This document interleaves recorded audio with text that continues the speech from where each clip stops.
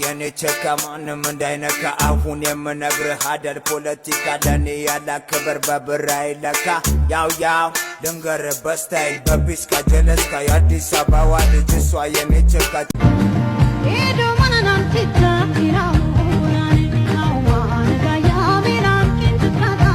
እኔ ሳንችን እያልኩ መዋተት ባሰ ላሳብ ለጭንቁማ ኑሮ መቻነሰ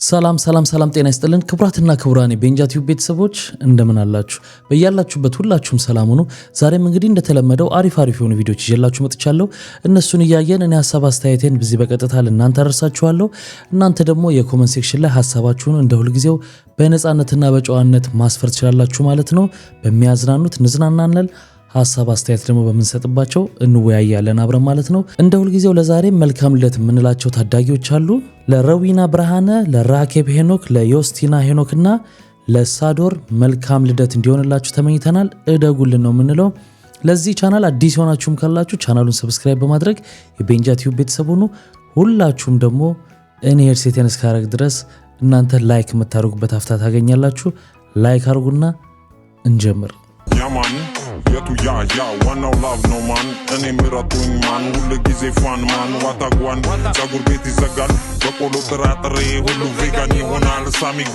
ጊልዶ ሪሚክስ ይሰራል ዋናው ላቭ ነው ማን እንዴት ናችሁ የወር አበባችሁ የተዛባባችሁ የተቸገራችሁ ሴቶች ከወንድ ልጅ ብብት ላይ ላውን ወስዳችሁ ከንፈራችሁ ላይ ማድረግ የወር አበባ መዛባትን ይቀንሳል የሚሉ ጥናቶች አሉ ይሄ ብቻ ሳይሆን ሙድን ማስተካከል እናም ደግሞ በአጠቃላይ ሴቷ የበለጠ ሪላክስድ እንድትሆን ያደርጋል የሚሉ ጥናት አለን ማለት ነው እና ይሄንን ማን በመትፈልጉ ሰዎች ኢንስታግራም ላይ ጠይቁኝና አግማማራት ለወር አበባ ብብት ምኑ ናችሁ ነው ካልጠፋ ነገር የምታጠኑት ኢትዮጵያ ውስጥ አሁን ስንት የጉልበት ሰራተኛ ነው ያለው የዚህን ሪዛልት ማግኘት ከፈለጋችሁ በጠራራ ፀሐይ አገር ውስጥ መግባት ነው ወንበስ ስትሉ አፐርከት ቀና ስትሉ ቴስታ እስከ መጨረሻው ነው የሚያሸልቡልሽ ተናግሬያለሁ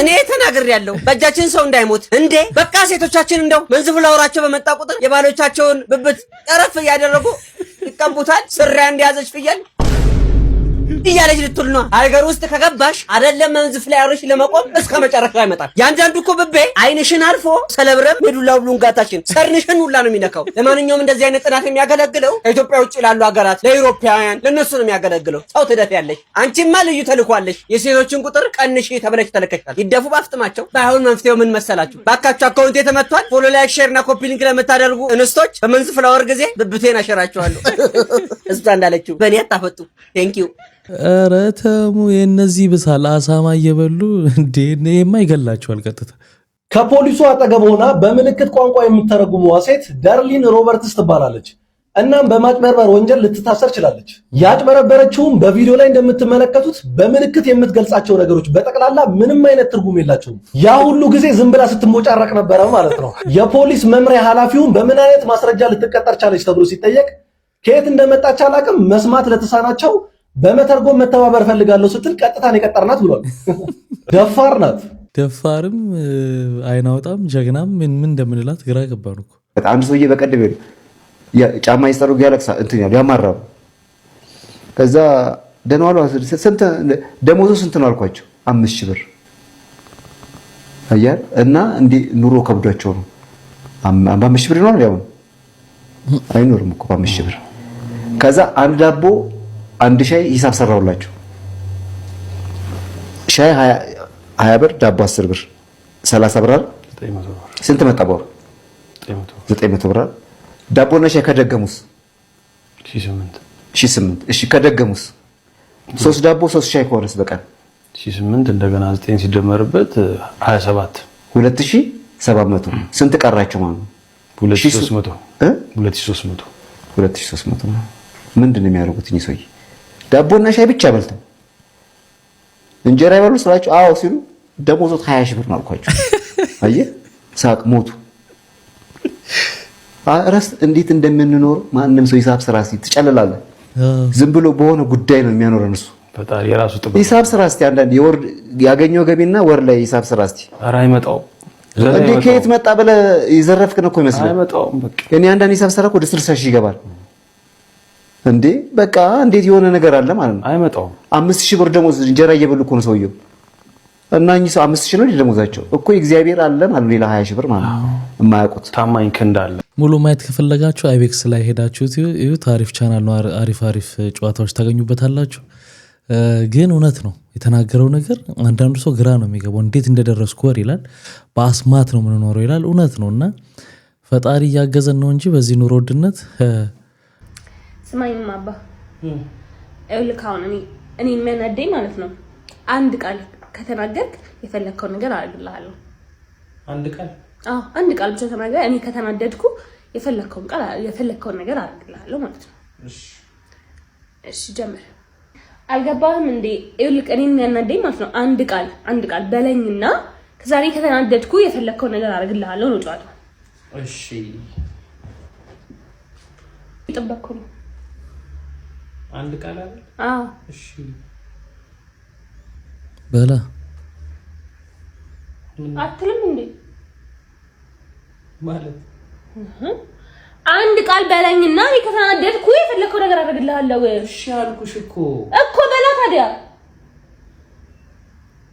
እሺ ምን እንደምታረጊልኝ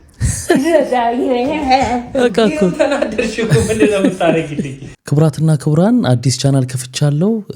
የኮሜንት የመጀመሪያው ቦታ ላይ አስቀምጥላችኋለሁ። ይህ ቻናል ላይ በጣም የሚገራርሙ ቭሎጎች ተሰርተውበታል። በጣም ጠቃሚ ውጭ ሀገር ላይ ስላሉ አንዳንድ ከባድም ሁኔታዎች አሪፍም ሁኔታዎች በስደት ሲመጣ ምን ያጋጥማል የራሴን እንዴት እንዳሳለፍኩ ቦታው ላይ እየተገኘው የሰራኋቸው ቪዲዮዎች አሉ። እነሱን ማካፍልበት ነው። እንዲሁም ሌሎችም ነገሮችን ማካፍልበት ቻናል ነው። እንደ ቭሎግ ቻናል ልትሉ ትችላላችሁ፣ ግን በጣም ቁም ነገር ያለበት ነው። እንደ አይነት ኮንተንት ማየት የምትፈልጉ ቤተሰቦች ሰብስክራይብ በማድረግ ሰፖርት አድርጉኝ። የኮሜንት የመጀመሪያው ቦታ ላይ አስቀምጥላችኋለሁ። እንግዲህ በዛሬ ብቻ የሆነ 1000 ሰብስክራይበር እጠብቃለሁ ከእናንተ። እጅግ አድርጌ ስለምታደርጉት ነገር ደግሞ አመሰግናለሁ። ጋይስ እንዴት ናችሁ? ዛሬ እስቲ ስለተረገመ ወንበር እናወራ። ይሄ ወንበር ማጥፊያችን ነው። የሆነ ጉዳይ ልታስጨርስ ሄደህ ማለት ይሄ ወንበር አለ ማለት ምን ማለት ነው? ትውላለህ ማለት ነው። ኢትስ የሆነ ሳይን ኦፍ ማጉላላት ነው። አንተ ረዳኝ ማድረግ ያለብህ ሰው ቀጥረህም ከሆነ አልመጣም ካልበላህም ምግብ ምናምን ማስተላክ በቃ ስታየው ገና እዚህ ነው ሙሉ ብለህ ተወስናለህ ማለት ነው። በነገራችን ላይ አንድ አሪፍ ነገር አይቻለሁ። እንግዲህ ካዛለቃቸውና አሪፍ አድርገው ከሰሩበት ባለ ጉዳይ እንዳይጉላላ ካሜራ መግጠም ምናምን ተጀምሯል። እስቲ እንየው። ታስከው እንደምናቆየ አንተ አልሰራም ብያለሁ። እስካሁን ተራይን ጠብቅ። ለምን ዝም አልክ? አልሰራም እኔ ይቆያል። ይኸው ከ8 ሰዓት ጀምሮ እዚሁ ፊት ለፊት ተቀምጫለሁ። ምን ይልካል? ባለሙያ ነው እኮ እሱ ምን መስራት ይችላል ነው። ታዲያ ለምን እንዳላልኩም? ማንን? እሱ እኛ ለምን ነው የምለው? አልሰራም ሁለት ሰው አለ ብየዋለሁ። ሲጀመር ባለሙያ ነው እንደኔ መስራት ይችላል። ዩኒፎርም ቀይሮ ሄዳላዩ ያንተም ተወራው አፍራን ሰው ነው ባስ ሚይዘው ነው ደግሞ ባለሙያ ሄደታይ ለምን አቆየኝ እስካሁን? እሱ ጋር ብሎ ሲሄድ እሱም ባለሙያ ነው ዩኒፎርም ቀይሮ ሄዶ መስራት ይችላል። ከሰሞኑ አዲስ የቀበሌ መታወቂያ ለማውጣት በለሚኩራ ክፍለ ከተማ ወረዳ 3 ተገኝቻለሁ። በወቅቱ ብዙ ተገልጋይ ባይኖርም ከ8 ሰዓት እስከ 10 ሰዓት ድረስ መጠበቅ ነበረብኝ። ተራዬ ደርሶ ወደሚያገለግለኝ ሰራተኛ ቀረብኩ። ነገር ግን ሰዓት ገና ቢሆንም በንጋታው እንድመጣ አሳማኝ ያልሆነ ምክንያት ነገረኝ። ነገር ግን ጉዳዩን ወደ ወረዳው ስራ አስፈጻሚ መርጋ አርሳ ጋር ይዤ ሄድኩኝ። ስለተፈጠረው ነገርም አስረዳው። ይሄን ነገር እኔ በበኩሌ በጣም ሶሪ ለአስተዳደር ማለት ነው። ከዛ ተቋም ላይ 2 ሰው ላይ እርምጃ ወስደናል። ቢፎር እንደዚሁ ማለት ነው። ዋና ካሜራው የሚያስፈልገው ይሄኛው ካሜራ ያስፈልገው ለዚህ ነው ማለት ነው። አንዳንዴ ዲናይ ማድረግ ሁኔታዎችም ጭምር ስለነበሩ ባለጉዳይን የሚያመናጭቁ ስነ ምግባር ያሌላቸው ባለሙያዎች አሉ። ለዛ ነው እቺ ካሜራ የገጠምነው በዚህ ነው ማለት ነው። እሁድ ቅዳሜ ገብተው የሚሰሩ ባለሙያዎች ጭምራሉ ማለት ነው። አንዳንድ ደግሞ እንደዚህ በቃ ትንሽ ከሌላ ኢንቫይሮንመንት በተለያየ ምክንያቶች ወደዚህ የመጡ አካላት ደግሞ ትንሽ ባለጉዳዮቻችንን የሚያመናጭቁ አሉ ማለት ነው። እነዚህ ላይ እርምጃ እንወስዳለን። በጣም አሪፍ ነገር ነው። እንግዲህ በካሜራ የእውነት ተቆጣጥረው ደንበኛን ሳያጉላሉ የሚያስተናግዱ ከሆነ በጣም ጥሩ ነገር ነው፣ መደገፍ አለበት። እኔሳ አንቺን እያልኩ መዋተቴ ባሰ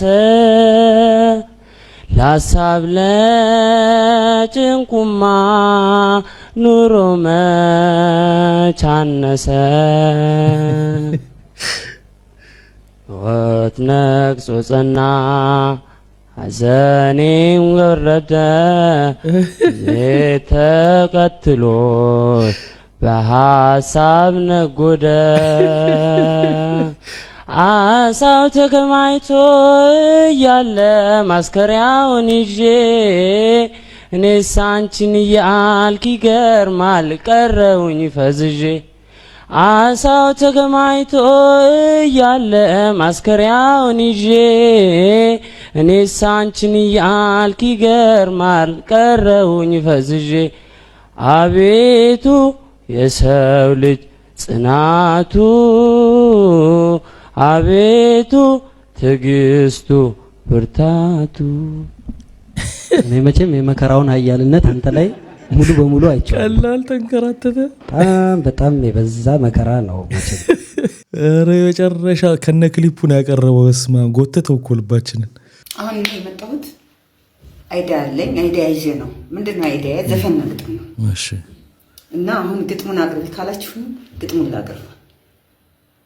ቢገጠምስ ባይገጠም ተገጣጠመና ሄደ ወደ ግጥም።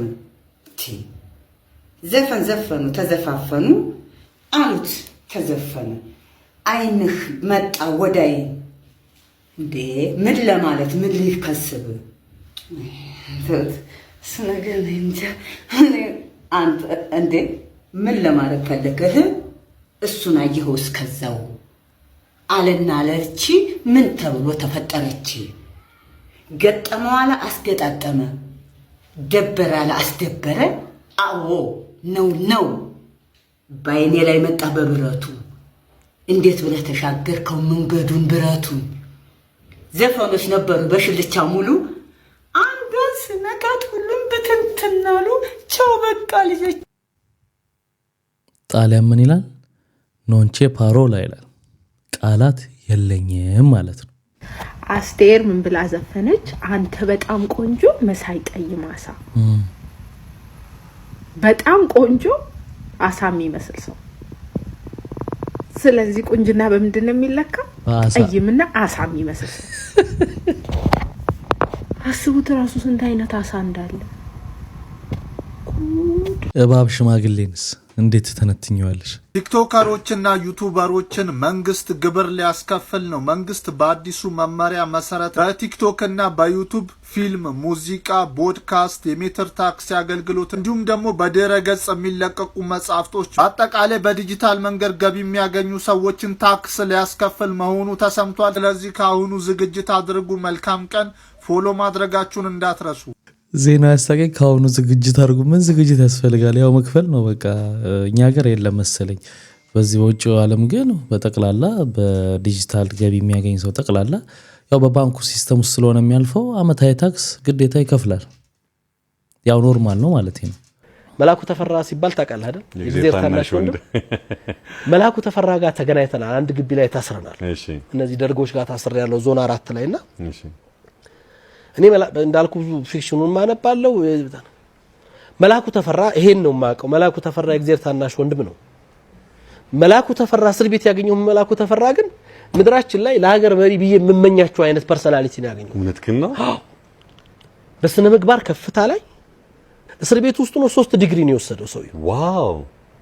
በጣም የሚገርም ስብዕና ያለው ሰው፣ የተቆጠበ ንግግር፣ በስርዓት ኮሙኒኬት የሚያደርግ እንኳን አይደለም በዛ በመናቀው ባህሪ ወይም በሰማናቸውና በተጻፈለት ማንነት ቀርቶ አይደለም ወላሂ የዛ ተቃራኒ እንኳን አይገልጸውም ሰውየው።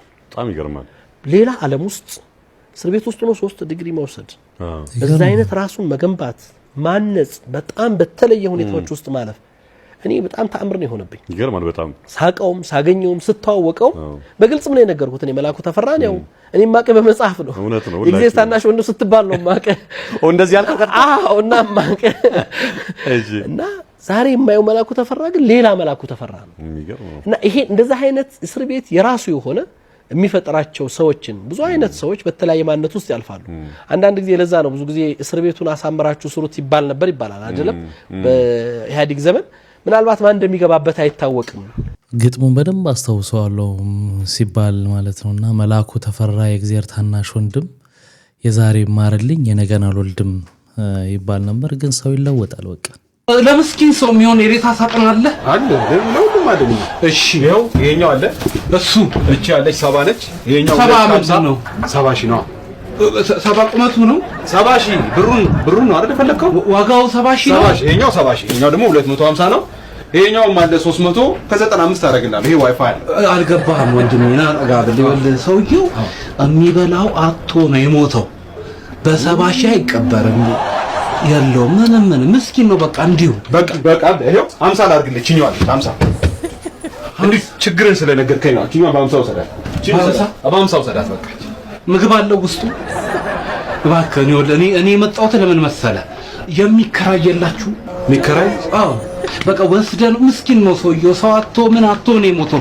ወስደን ውስጥ አፈር ውስጥ አስገብተን ሳጥኑን እንሰጣለን። ደፍተህ ልትመልስ የለም ገንዘብ ከየት ይምጣ? ይኸውልህ እኮ እንዳለ ስሰበስብ ስለቅም ስም ጽፌ አንድ የሰጠ ሰው የለም። በባዶዬ ነው የመጣሁት። አይ እንደዚህ አልጀመርንም። ይቅርታ ሌላ ጋር መጠየቅ ትችላለህ። የለም እኛ ጋር እንደዚህ አልጀመርንም። ይሄ ስንት አልከኝ? አሁን ይሄ ካርባ ላድርግልሽ። ካርባ አደርግልሃለሁ። በጣም ደስ ይላል። ልግባና ልሞክረው እንዴ ኑሮ ካሉት መቃብር ይሞቃል ስለሚባል ውስጥ እስቲ ዋንዛ ነው አየው እንጨቱ ዋንዛ ነው። በጣም አሪፍ። በቃ በዚህ ሄድና ግን አፈር ውስጥ ገብቶ እዛው ሊቀር ነው። ይሄ በ250 ነው የሚቀረው። በጣም አሪፍ ጠንካራ ነው። አይ በቃ 3 ፍሬ ነው ያለው። ጨርሰናል። ይሄ 3 ፍሬ ነው ያለው። በቃ ቆይ አንዴ እሺ። ሄሎ ተነስ በሉት። አይ አዋጣም መሞት ተነስ በሉት ያስብላል እኮ አሁን ያለው የሳጥን ዋጋ ደፍተህ ልትመልሳለህ። በኢየሱስ ከየት መጥቶ መኪና ገጫስ ኧረ እኔን አልሰራም። እዛው ለሙና ንገሪ፣ እዛው ተወያይ። እኔ እንዲህ አይነት ነገር ውስጥ እጄንም እግሬንም አልከትም። በኢየሱስ ወግቻለሁ። አይ በቃ ባላ ደውለሽ ነገር አለ ምን ባወጣ እንዴ ከየትም ተታውናችሁ አረገዘች እኮ ማ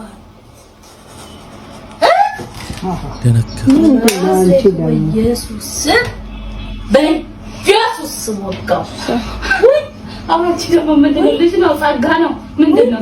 ልጅ ነው ያረገዘችው። ይሄን ያለ በቃ እንደምን ማለት አዋጣነ ማማ መንገድና ማጣራት ነው። ምን ይደረጋል? አንቺ ነቀቁ ኃጢአት ነው። በጾም አስወርዳለሁ ምናምን ብትል ነግራቸዋል። ልጃችሁ እንዳትጠጡ።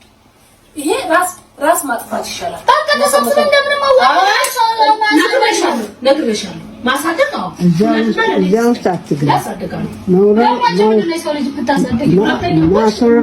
ማስወረዱ ላይ ጌታን አሳድጋለሁ። ትስጠኝ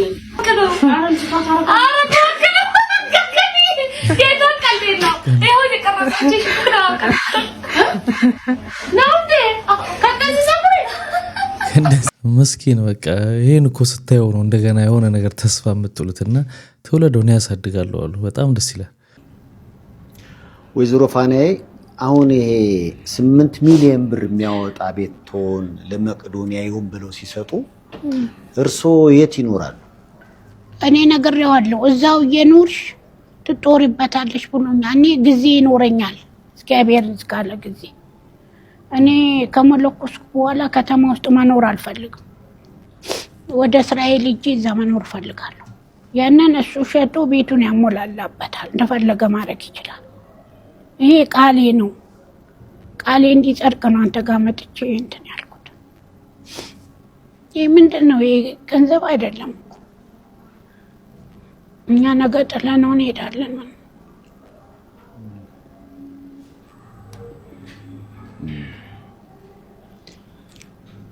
እርሶ እንዲህ አይነት ውሳኔ ላይ እንዲደርሱ ያደረጉት እርግጠኛ ነኝ። ያው ብዙ ጊዜ መቅዶኒያን የሚጎበኙ ከሆነ ልቦት ይነካል። በሳምንት 2 እሄዳለሁ። መጥቶ ከማየት ሰው ምን ይዤ ምናምን ሳይል መጥቶ እየዞረ ማየት አለበት በደንብ። እነሱ ባልና ሚስቶቹ በጣም ይደክማሉ። እሷ ቀን ስትሮጥ ትውላለች፣ ማታ ራሱ ታመሻለች አሉ። እየጠየኩ ነው እዛ በሽተኞች ብዙ አሉ። እነሱ ጋር ስታገላበት ስትዞር እኔ ሙሉ ቀን አያታለሁ። እሷን እዞራለሁ። እኔ እንደዚህ ከነሱ ጋር እየዞርኩ ነው የማየው። እሱም እንደዚህ እግሩን እያመመ ከነሱ ጋር አይለይም። በጣም እኔ እንጃ። የመቅዶኒያ ለብቻ ነው። እኔ ብዙ ቦታ አይቻለሁ እየዞርኩ። የመቅዶኒያ ግን ለብቻ ነው፣ የተለየ ነው።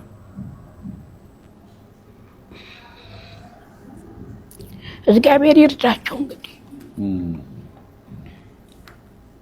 ያው በጎደለ እግዚአብሔር ይምላላቸው። እሱ ደግሞ በጣም ያሳዝናል። በጣም እየመጣ እኮ ይጠይቀናል። እኔ አሁን ለምሳሌ ባለፈው መጥቼ እንዴት ነው እንደዚህ ምናምን ብዬ ስለው እነኚህ ደካማዎች በየቤቱ ያስቀመጣቸውን ሁሉ እየሄደ ነው ይጠይቃል። ሚስትየዋ ምንድን ነው የሚያስፈልጋችሁ ለዓመት በዓል ምናምን ትላለች ባለቤቱ። እና እንግዲህ እኔ እንጃ እኔ ያለኝን ሰጠው። በሚቀጥለው ደግሞ እግዚአብሔር ካለ እኔ ወደ ሙልኩስና እሄዳለሁ። ሙልኩሼ ወደ እስራኤል መቀመጥ ፈልጋለሁ። የቤት ንብረቴን ወርቆቼን በሙሉ ለነሱ ነው የምሰጠው።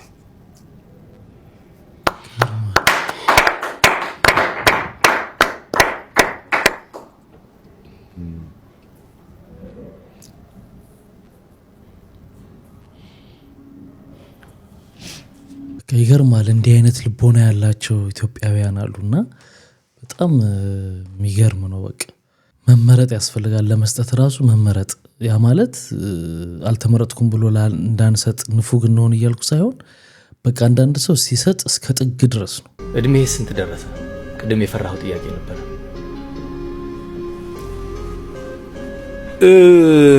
ከባድ ነው። በሰባና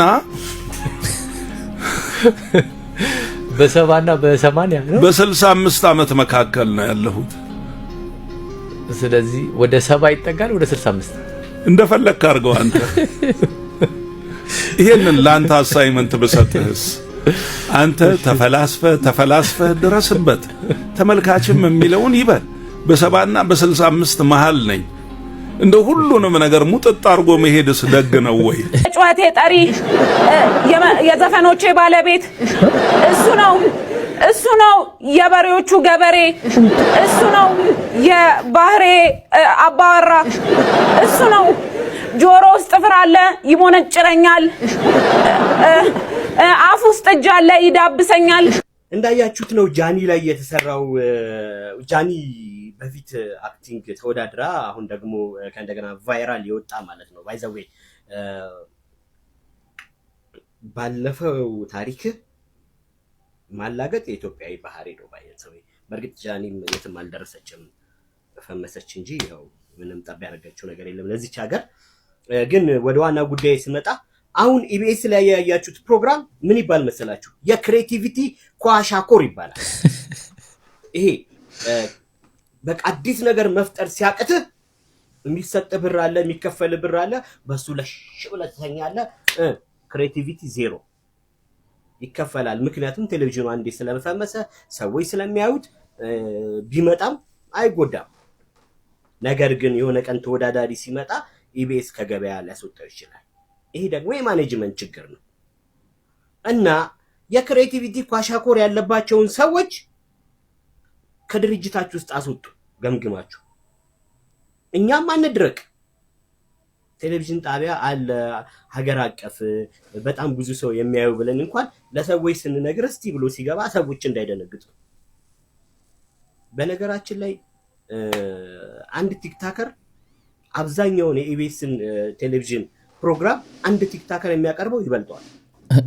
ጥቂት ጥሩ ሰዎች የሚሰሩት አለ እና ልን የፈለኩት እስቲ ወጣ ብላችሁ ለወጣቶች እድል ስጡ። እንደው በነፃ እንኳን ክሬቲቪቲያቸውን የሚያቀርቡበት እድል ስጡ።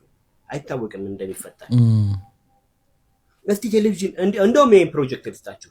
የአንድ ሳምንት ፕሮግራም ማቅረብ የምትፈልጉ ሰዎች ተወዳደሩ በሉና ለነዛ ሰዎች እድል ስጧቸው። ከዛን ቼክ አድርጉ። ምናልባት ያበደ ፕሮግራም ልናይ እንችላለን።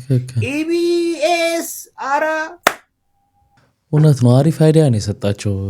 ስንት ሰው በቃ እድሉን አጥቶ ቁጭ ያለ በጣም ክሬቲቭ የሆኑ ሰዎች ሊያገኙ ይችላሉና እንደዛ ቢያደርጉ አሪፍ ሀሳብ ነው። እንግዲህ እነዚህ እናቶች ሳቡ መጣ ሳይታየኝታል የማናውራችሁ አይደል አለዚህ ዋሽኩ ያለው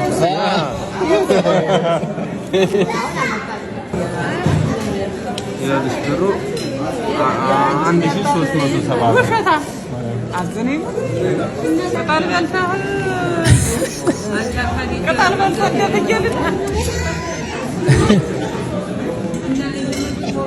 ሰማይ ንሻን ይውደል ያሲ መከተታችን ተታተታርግና አንባሲ መጨረሻ ላይ ያለው ትላልቁ ቁጥሩ በትልቁ 1370 በዚህ ድንግል ማርያም ለምተነሱ ሳንታይነታ ድንግል ማርያም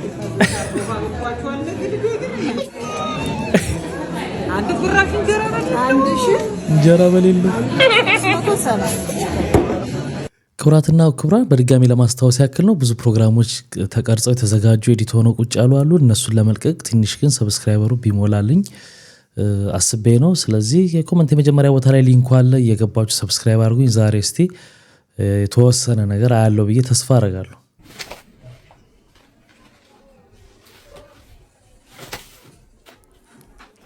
ተለማመደ። እሺ አንተ ጡረታውን ወስደሃል። ደግሞ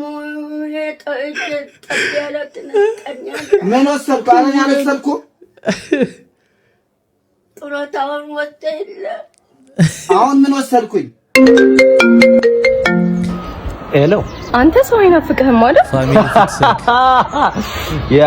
ያ እወድሻለሁ በለኝ በእናትህ ናፍቆኛል። ተገቢ ነው። ምንድነው አልናፈቅኩም እንዴ? ኧረ በያ እጅጉን አልናፈቅኩም ነው። ኧረ ወፍ ምን ነገሮች እኮ አይመቻችም። አንተ ልጅ በጣም እያናደርከኝ ነው። ትወደኛለህ ወይስ አትወደኝም? እያወቅሽው ዛሬ የመጨረሻችን ነው። በቃ ይሄንን ቃል ካላወጣ እኔ እናንተ እንለያያለን። እወድሻለሁ። ጭራሽ እኛ ቤት እንጀራ ተርጋ አሽምላቃ እኮ 28 ዓመት እኮ አረጀው እኮ አግባ እያላችሁኝ አይደል? እና አግባ ነው እንጂ እወድሻለሁ ምንም አይነት ነገር ቢያምሽ ጥቁር አዝሙድን አብዝተሽ የምትጠቀሚ ወይ አብዝተሽ ማለት አዘውትረሽ የምትጠቀሚ ከሆነ በጣም በቃ ኦልሞስት ጤናሽን ነው የምትመልሺው። ጥቁር አዝሙድ ዘይት አለና ጥቁር አዝሙድ ከሞት በስተቀር ብዙ ነገር ይፈውሳል ይባላልና ምን ያህል እውነት ነው? እና ደግሞ ጥቅሙስ ምንድን ነው? እንግዲህ ጥቁር አዝሙድ ከሞት በስተቀር ይባላል። ለምንድን ነው ብለሽ ብትጠይቂ ኢሚዩን ቡስተር ነው። ምንም አይነት ነገር ቢያምሽ ጥቁር አዝሙድን አብዝተሽ የምትጠቀሚ ወይ አብዝተሽ ማለት አዘውትረሽ የምትጠቀሚ ከሆነ በጣም በቃ ኦልሞስት ጤናሽን ነው የምትመልሺው። ከብዙ አይነት ኮሌስትሮል ብትዩ፣ ከልብ ጋር የተያያዘ ከደም ጋር የተያያዘ ከብዙ ነገር። ምክንያቱም አንድ ሰው ከባድ ነገር ናቸው አሁን ብለን በዚህ ዘመን የምናምላቸው ስኳር፣ ግፊት፣ ኮሌስትሮል እነዚህ ነገሮች ናቸው እና እነዛን የመቆጣጠር እነዛን ሬጉሌት የማድረግ ጉልበት አለው እና ጥቁር አዝሙድ በምንጠቀምበት ጊዜ ምንድነው ሲንግል ኢንግሪዲየንት ከሆነ በምንወስደው ጊዜ ጨጓራ አይነካም። ምክንያቱም መጠን አለው። መጠኑን ጠብቀን ነው። ከዚህ በፊት ቲክቶካችን ላይ ለመናገር እንደሞከርኩት ወደ ኋላ ገብተው ካዩት እያንዳንዱ በእድሜ ክልል ምን ያህል መውሰድ እንዳለባቸው 5 ጠብታ መውሰድ ያለበት ህፃናቶች ሲሆኑ ስንት ጠብታ መውሰድ አለች 5 እስከ 1 ሚሊ ድረስ መውሰድ ይቻላል። 1 ሚሊ መውሰድ የሚችለው ሰው ምን አይነት ሰው ነው? ተለቅ ያለ ሰው፣ የጤና ችግር የሌለበት ሰው ሲሆን 1 ሚሊ ድረስ መውሰድ ይችላል። የጉበት በሽታ ከሌለባቸው በስተቀር 1 ሚሊ ችግር፣ የጉበት በሽታ ካለባቸው ስቲል ከ5 ጠብታ እስከ 10 ጠብታ ድረስ መውሰድ ይችላሉ። ያ እንግዲህ ሲሆን ሻይ ላይ ወይ ትኩስ ውሃ ላይ ወይ ቡና ላይ አድርገው መጠቀም ይችላል። ትችቶቹ አግባብ ባለው መልኩ ቢሆኑ አሪፍ ነበር። አንዳንድ ትችቶችም የምንቀበላቸዋለን ማንቀበላቸው ትችቶች አሉና አግባብ ባለው ትችቶች ውጤት ከሌለ መተቸት ያለ ነገር ነውና ይሄን ነገር ሚዲያዎችም ህብረተሰቡ ቢረዳን እንደማንኛውም ሰው መተቸት አለብን። ግን አጉል የሆነ ትችቶች ሊቀሩ ለእግር ኳሳችንም ይብል ለሌላውም ለቤተሰቦቻችንም ትንሽ ከባድ ነው። አዎ ትችት ግዴታ ነው። አንተች አይነት ነበረ ሰሞኑ የነበረው ውዝግብ፣ ግን መተቸት ደግሞ ግዴታ ነው። ከጥላቻ ሳይሆን እንዲስተካከል ከመፈለግ ስለሆነ እነሱ መረዳት አለባቸው። ትችቱንም ደግሞ በአግባቡ ሙያዊ በሆነ ትችት መተቸት ነው እንጂ በግል እንትናቸውም መተቸት አለባቸው ብዬ አላምንም። ታዋቂው ድምፃዊ አንዱዓለም ጎሳ ከእጮኛው ቀነኒ አዱኛ ሞት ጋር በተያያዘ ዛሬ ረቡዕ መጋቢት 17 ቀን 2017 ዓመተ ምህረት በድጋሚ ፍርድ ቤት ቀርቧል።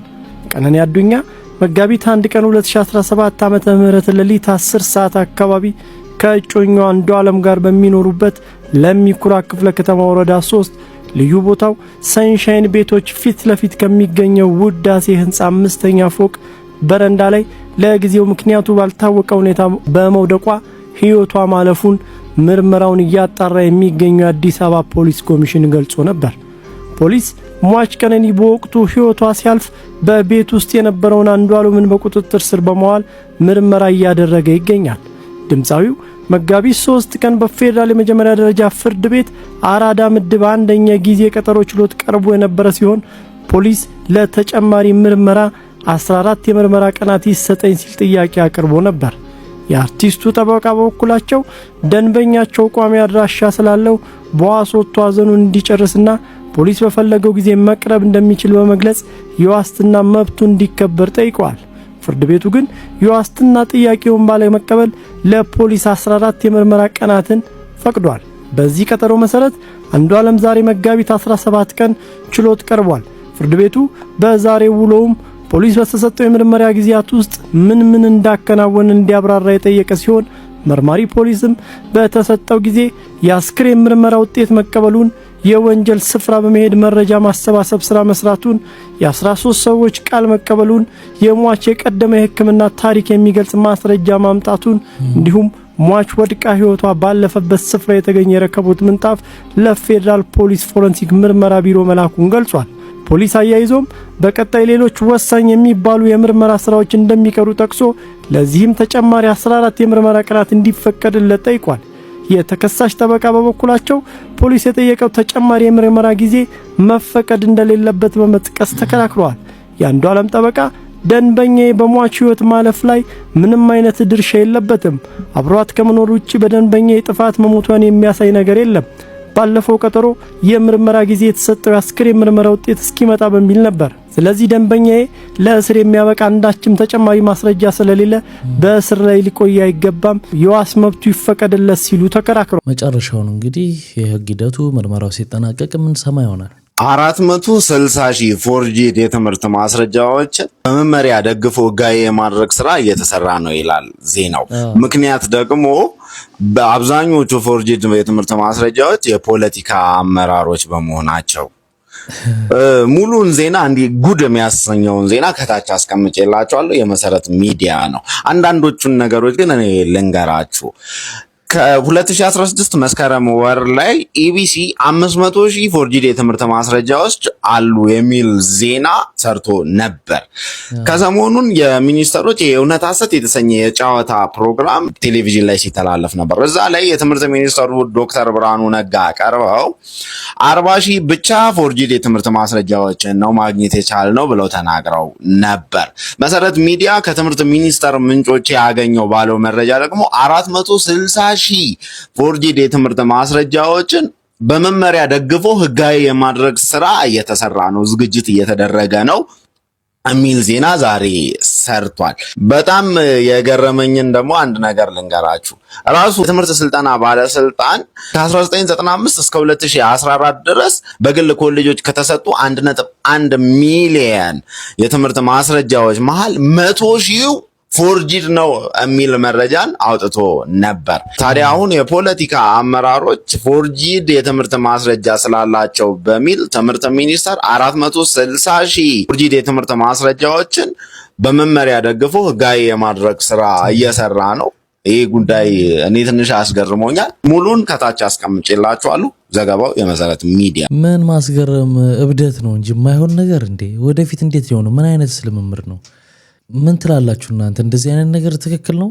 ፎርጅ ያላቸው ሰዎች ተጣርቶ ፎርጅድ በሆኑ ሲታወቅ በየመስሪያ ቤታቸው የፖለቲካ አባል ብቻ ስለሆኑ ወይም የፓርቲ አባል ብቻ ስለሆኑ በመመሪያ ህጋዊ ማድረግ።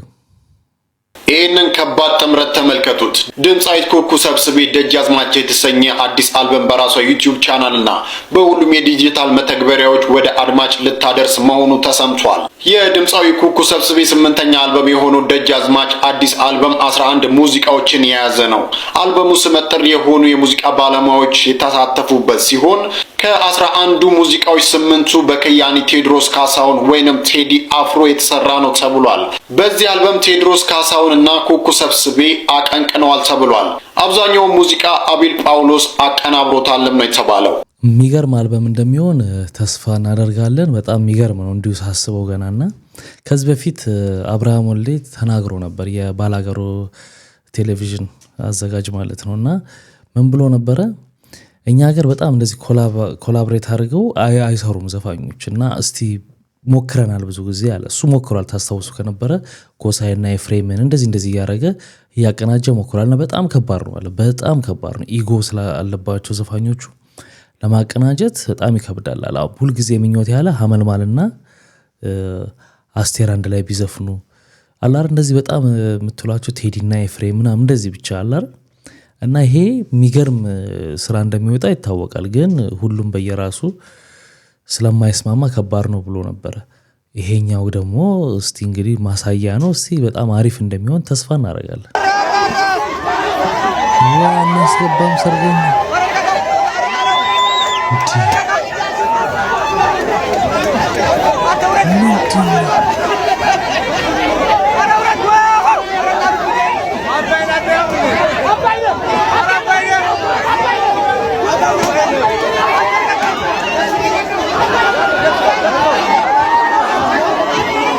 ይሄ አሁን በቃ ባህልን መበረዝ አድርጌ እያየሁት ነው። በቃ መበረዝ በሉት አለ ትንሽ ነገር አለ አይደል? በረለ ትንሽ ኦኬ ይሁን። ግን እኔና አለ በጣም ከቅርብ ጊዜ ወዲህ በጣም የሚገርም ነው እያየን ያለን። መጨለል ይላል። ጆሮ ውስጥ ኤርፎን አለ ምንድን ነው?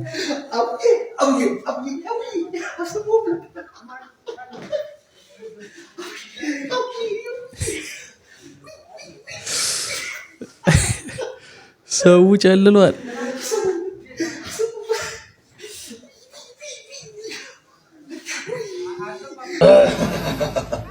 የኔ ውድ ውይ በርሶ መጀን አባብኝ በርሶ መጀን ወዳጄ አለ እንዴ? ጠፍተህ ነው?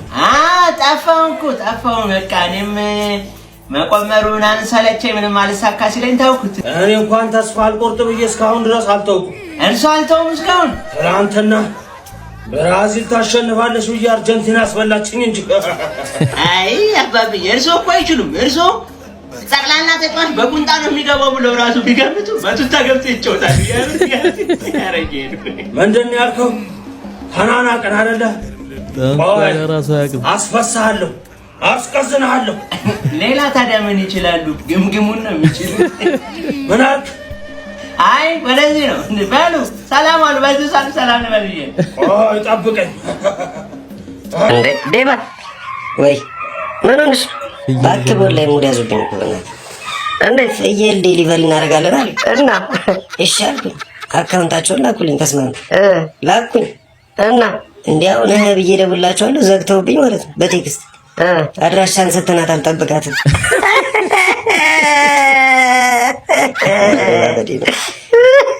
እያዳሜ በስተርጅና እንደኔ ፍቅር በሉ ተጃጃሉና መጨረሻችሁ የት ይሆናል?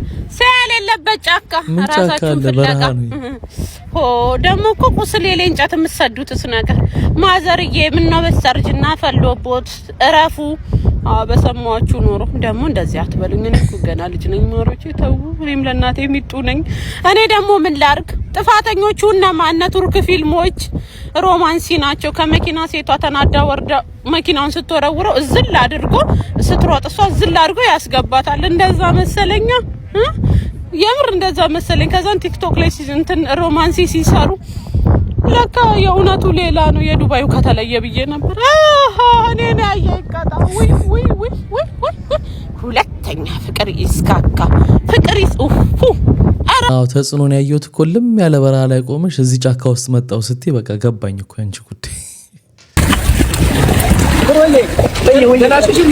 ኧረ ደስ ይለኛል በጣም ጀርቤና ልደርስበት ይላል ያይሸይ ሰው ነው ስፈልግ ነበር ስልኬ ለዚህ ጋር ኧረ ችግር የለውም ብዙ ንብረት ያዘ የኔ ልብስ እኮ ነው ችግር የለውም ማስቀመጥ የኛ ነው በቃሽ በደንብ ይሻረዳል ያልደርስበት ይቀጣ ስፈልግ ነው ነው ሳሙና ምን ይንዝም ትክልም ተውሻ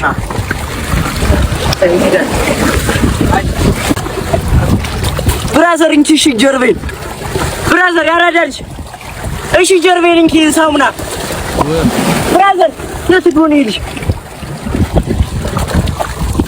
ብራዘር አትሰማሽኝም እሺ እንጂ ብራዘር ወይኔ ልብሴ ኧረ ብሬና ስልኬ ልብሴ ወይኔ ኧረ ብሬን ሷራሊ ልሽ ብሎ ሲመጣውን መጥርጥር የለብኝም እኔ ወይኔ እንዳደፍኩ በቀር ይሻለኝ ነበር ባልታጠብስ አዙ እንደቆሸሽኩ ቆይ ነበር ወይኔ አሁን የኔ ህይወት ነው ጌቴ ኧረ ውሰደኝ በቀኝ አሁን በፋንት ወደ ጌቴ ልሄድ ነው ለሊት 6 ሰዓት ሲሆን ማንም ሳይኖር ይሄዳታል እንጂ አሁንማ ለያ አባ ጀርባሽን ልሽሽ ነው አራውን ታሽቻለሁ ያረደች ጓደኞች እሺ ታርገውኛል ጓደኛ ኔላታ ፓንት ጠርቷታል ፓንቱን ውሰድበት ብሎ ኔላታ አልፈልግም ይድል በቃ ይድል በቃ አልፈልግም ምንም ይሽ ይለኛል ክቡራትና ክቡራን እንደነገርኳችሁ ኮሜንት የመጀመሪያው ቦታ ላይ ሊንኩን አስቀምጥላችኋለሁ። ዛኛውም ቻናል ላይ ቤተሰባችን እንድትሆኑ በተትና ጠይቃችኋለሁ። ስለምታደርጉት ነገር ከወዲሁ እጅግ አድርጌ አመሰግናለሁ። ለዛሬ ይዤላችሁ የመጣሁት ቪዲዮዎች እነዚህን ይመስሉ ነበር። በአንዳንዶቹ ተዝናንተናል፣ በአንዳንዶቹ ደግሞ ቁም ነገር ወስደናል። በሚቀጥለው አሪፍ የሆኑ ቪዲዮዎች ይዤላችሁ እመጣለሁ። መልካም ጊዜ። ባይ ባይ።